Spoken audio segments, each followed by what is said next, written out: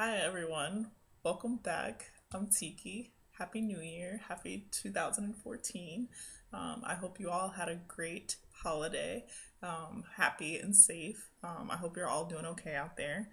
I wonder how many of us are sticking to those New Year's resolutions that we've set for ourselves, sticking to that diet that we set, or have made a resolution to stop smoking and have stopped and but have continued to stop smoking, or whatever your resolution may be.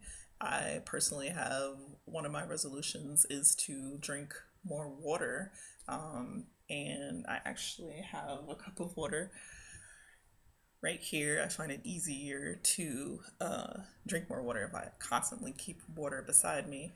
But I do what most of us do, go through a 1 or 2 month heavy, intense water drinking session, and then I just somehow it just slips off. But then I'll start up again. But so now I'm gonna try to consistently keep this as part of my routine. But anyhow, this time of year fits perfectly into what the purpose of our channel is, and that is to reach our goals. So I've thought long and hard about what this first topic of discussion should be, and I've decided that if we're going to reach goals, if we're going to strive towards goals, um, the first thing that we're going to have to learn how to do is to take care of ourselves. And this may seem like common sense, but the truth is, a lot of us are not taking care of ourselves. When I say take care of ourselves, I mean taking care of ourselves physically and emotionally and spiritually, taking good care of ourselves.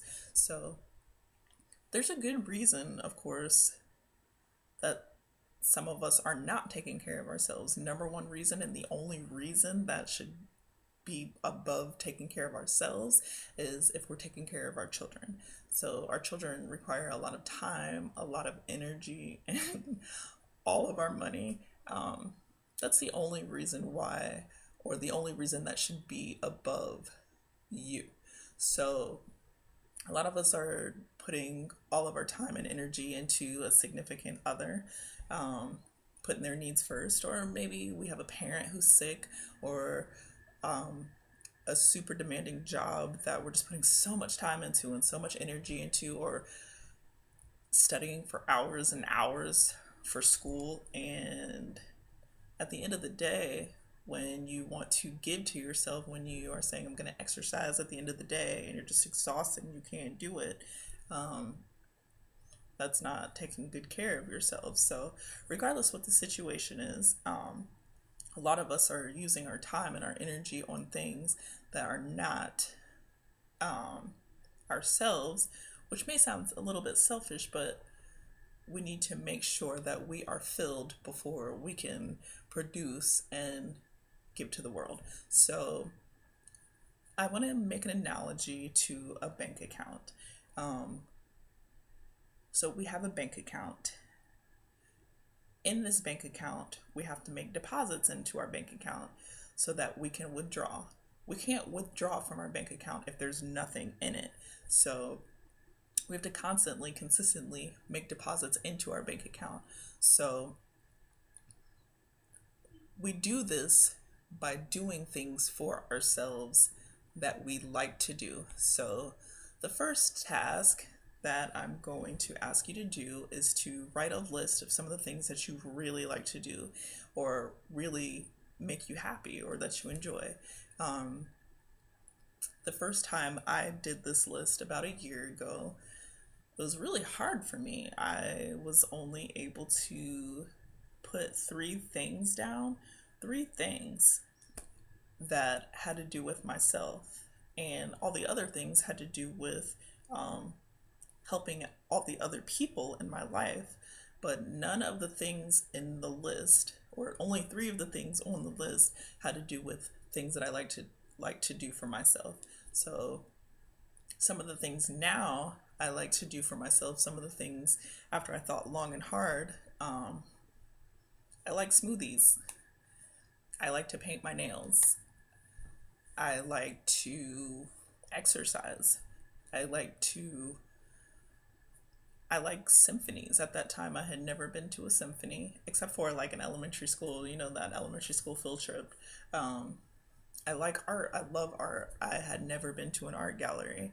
But anyhow, what I'm saying is make a list of the things that you like to do, that you like to do for you, not for anybody else. And once you have this list, do one of these things each day and every day for you. What this is doing is this is making deposits into your bank account. Once you have all these deposits in your bank account, then you're able to withdraw.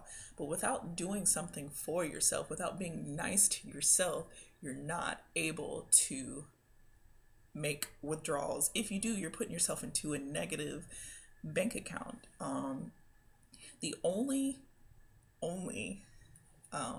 people who are able to make withdrawals before your deposits are your children. Your children come first. And then you make withdrawals for yourself. And then after that, if you have enough, then you can give to someone else. Then you can give to a significant other. But you cannot just keep making withdrawals and just giving to everybody and then having nothing left for yourself.